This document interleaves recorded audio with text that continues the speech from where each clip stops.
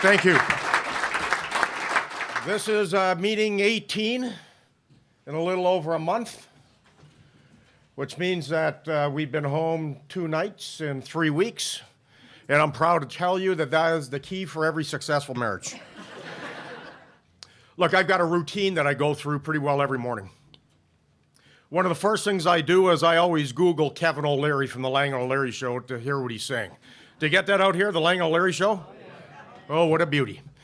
Anyway, what did he say a week and a half ago?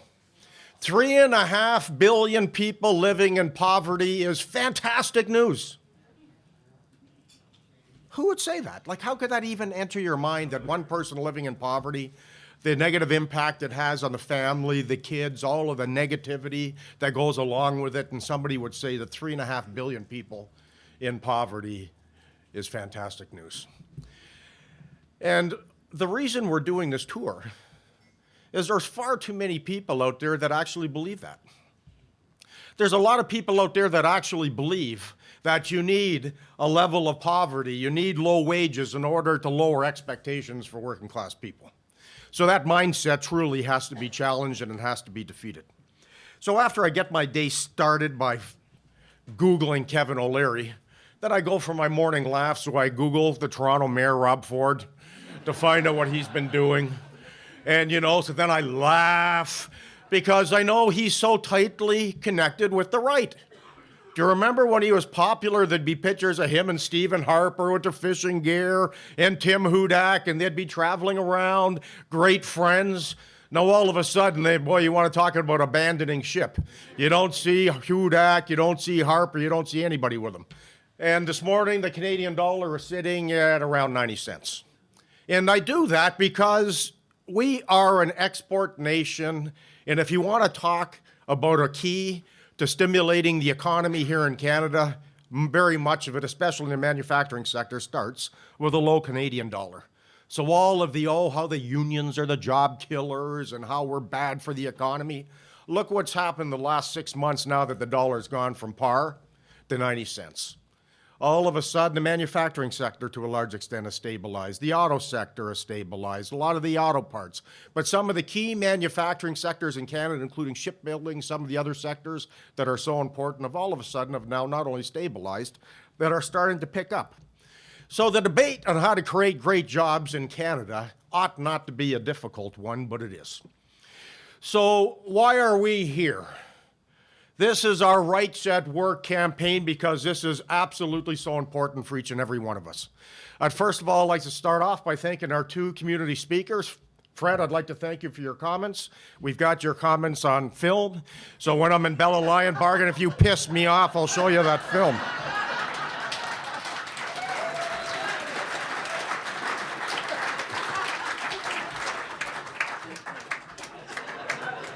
I'm not kidding. Anyway, this is so important. Unifor was born less than 6 months ago to challenge.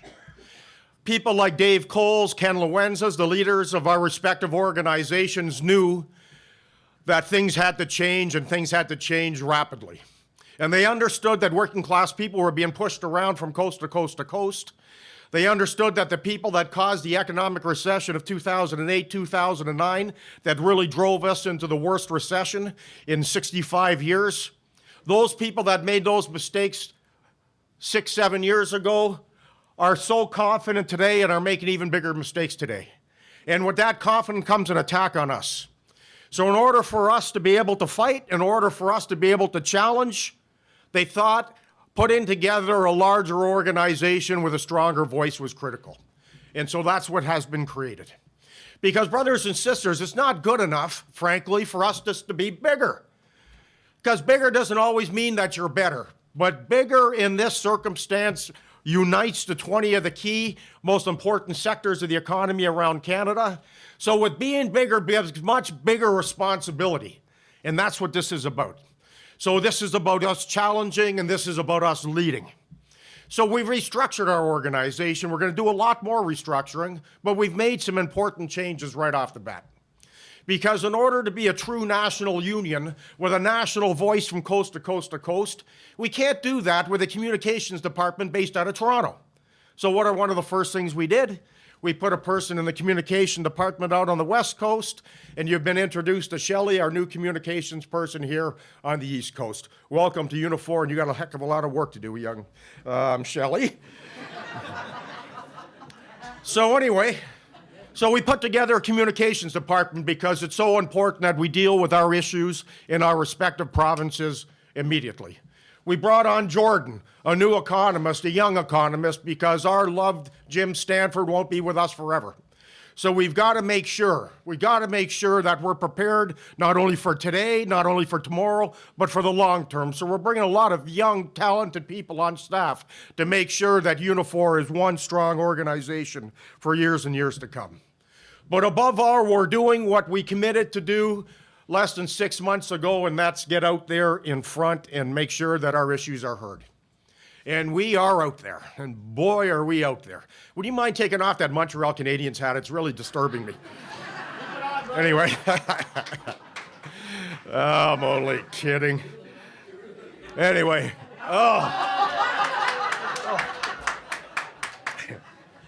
Anyway, so what did we do? We call it our Strategic Planning Committee. And this committee is very important. It's the top leadership of the union. We get together every 6 weeks. And we talk about the important issues, not only to our union, but to working class people in general. And so what are some of the issues that we highlighted right off the bat? And we meet every 6 weeks, by the way. Not 6 weeks and then maybe it slides to 7 weeks. No. Every 6 weeks to the day we meet. Why? Because with an organization this size, we are in so much collective bargaining, there are so many issues that it's easy to get distracted from some of the real huge issues that are so important to everyone in Canada. Collective bargaining is critical, it's the foundation of our union, but we have 3,000 collective agreements in our union. So I understood as an assistant, and I understand clearly as an assistant, the roles and how busy the organization would be. Collective bargaining, troubles, problems, strikes, potential strikes, issues, workplace closures, the challenges that deal with us every day. So we meet every 6 weeks to make sure that we don't lose track of some of the key issues. Number one, and what's the biggest issue that we are dealing with? The frustration of young people, the frustration of our members because of the insecurity of the workplaces. And I think about it. And I think about how many of our members have lost their jobs as a result of the recession and had absolutely no fault of their own. But if you listen to the right, you would think somehow that working class people is what caused the problems in Canada, when we were the innocent byproduct of lousy policies. So we're out there now saying as a union, you know what we're going to do? We're going to host a good job summit. We're going to hold it in October. And though the finale may be in Toronto, we're going to have different events across the country. Why? Because young people need to know there's a better way to do things. And not only young people, but our members in their 40s and their 50s and their 60s that lost their jobs that still need to work. So we need to talk about real solutions for putting people to work. Because think about it and think about some of the numbers and think about some of the comments of the previous speakers. Young people today have been totally betrayed. And they're furious about it. Think about it, and we all did it. I've got 4 kids from 21 to 29. 4 of them. And we said this to all of our kids.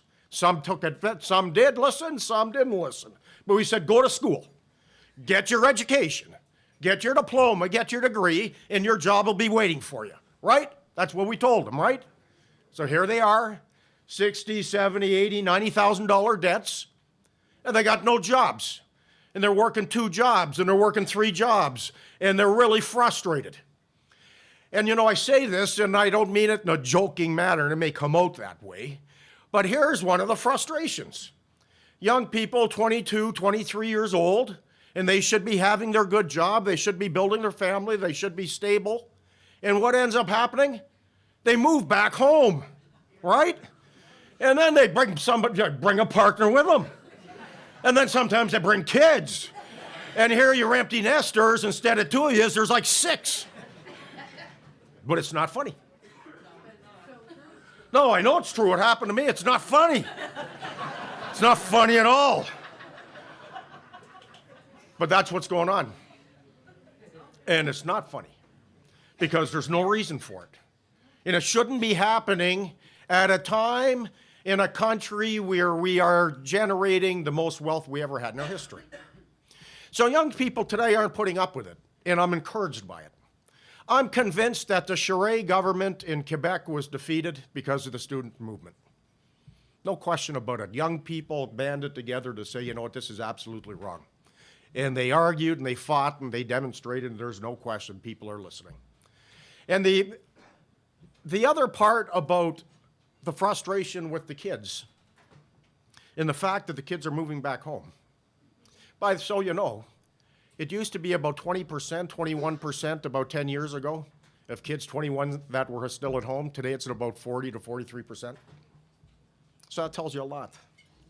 So the parents today that bought this whole argument about globalization, about free market, about letting the business community do what they want, eliminate all the tariffs, eliminate all the barriers, create an environment for the business that somehow that was going to create all the jobs. Well, you know what? The parents today are sitting back feeling somewhat foolish because the ideology that they believed in for so many years has betrayed their own children. So times are changing, brothers and sisters. Times are changing. So one of the things we're doing as an organization and we're doing as a new union is we are making sure that we will use every opportunity in collective bargaining in a major sector to talk about a vision for Canada. And let me give you an example. We just kicked off bargaining with the forestry sector, the pulp and paper group. And think about it, the forestry sector, about 15 years ago, 10, 15 years ago, we used to have over 400,000 people working in the sector. Today, there's 230,000. Think about Canada, a land that is so rich with natural resources, raw materials. The forestry is beautiful.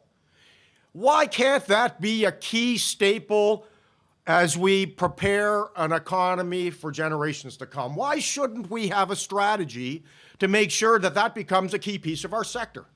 Think about the communities that have been devastated, completely wiped out. And there's not a rhyme or reason for it at all, because when you're pushed to find solutions, it's fascinating how you can find solutions. In 2008, when the market collapsed, and I want to remind everybody why the market collapsed. Do we remember? The banking industry, the subprime mortgages, the ninja loans, Lehman Brothers. So when the banking system collapsed, they brought everything down with them. So people were scrambling. Governments around the world were scrambling to find solutions. And in the United States, they recognized that the forestry sector was important. And they put into place, they called it the black liquor credits. And what it was a mechanism that the government put in to bolster the forestry sector, and what it did is it stabilized it. And it was only after we demonstrated in mass in Ottawa did our government do something comparable to stabilize the forestry sector here in Canada, or it would have been completely wiped out. So what ended up happening with that type of assistance? 98 projects across the country, and it stabilized the system. But I don't call 230,000 jobs from 400,000 jobs stable. I consider it time for the dialogue to create the opportunities to raise it back again to 400,000.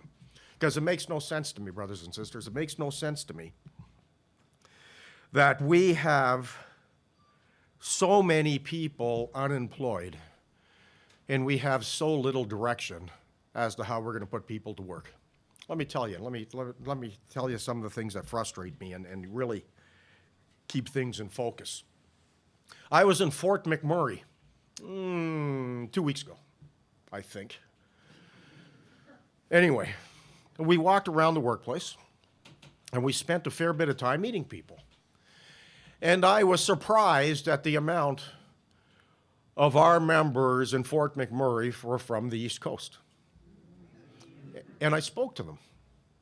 And they left because their industry, their community, their way of living, their family way of living was getting decimated. And I suggest to you that it's an absolute crime when 100% of the people that are working in the industry, their industry, their way of living, their family way of living was getting decimated. And I suggest to you that is an absolute crime when 100% of the people that are working in the industry, their industry, their way of living, their family way of living was getting decimated. And I suggest to you that is an absolute crime when We have such a strong fishing industry, or it should be stronger, and we catch our fish and we ship our fish to China for processing while we're closing fish processing plants here in Canada. So young people are leaving their families and their communities and going many provinces over to make a living, to send money back, or to stabilize their futures. And there's something inherently wrong with that type of a system, where we can't even create good paying jobs in our communities that have been there for generations. And that's what we're dealing with. Why? Because we don't have any strategy in the fishery sector. We don't have any strategy for the forestry sector. We don't have any strategy for the energy sector. Think about the debate that's going on across Canada. Think about the debates of pipelines.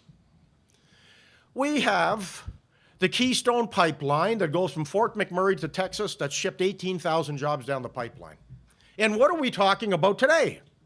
We're talking about a Keystone XL pipeline that'll ship another 25,000 jobs down the pipeline. We're talking about a Kinder Morgan pipeline from Fort McMurray to Kitimat, BC, which will ship the bitumen right through a pipe, loading them on huge, huge vessels to ship our bitumen to China, California, different places for refining. We're looking at pipelines. We have closed 10 refineries in Canada. 10. Yet we're talking about building pipelines to offshore our jobs. Can somebody explain to me why? Once you resolve the environmental issues, you resolve the Aboriginal issues, that we can't have a pipeline that'll go to a Canadian refinery to put people to work? And while we're at it, if we're gonna have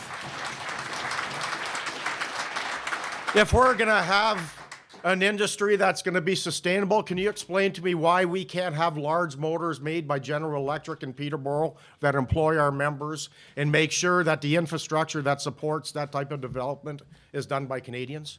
What is wrong with that? We just don't even think about it. We're gonna be in healthcare bargaining coming up at the same time as the debate on the healthcare accord. And we all know what the debate's gonna be. We're gonna go into bargaining and we're talking about wages and benefits for our members. And at the same time, the debate on the healthcare accord will be going on across the country, where we talk about, and the right will try to argue, that we just can't afford it anymore. So the debate of which Unifor is gonna be front and center is gonna be about how we are gonna make sure that future generations are gonna enjoy the same opportunities we did as it relates to universal health care. So that's what we're gonna be doing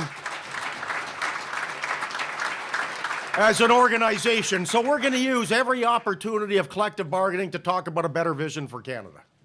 And let me tell you something, we're doing it already. And we're out there and we're talking about this vision. And people are listening. And we are getting people's attention. And as you can imagine, I'm spending a lot of time meeting with a lot of politicians across the country. I met with Justin Trudeau a few weeks ago.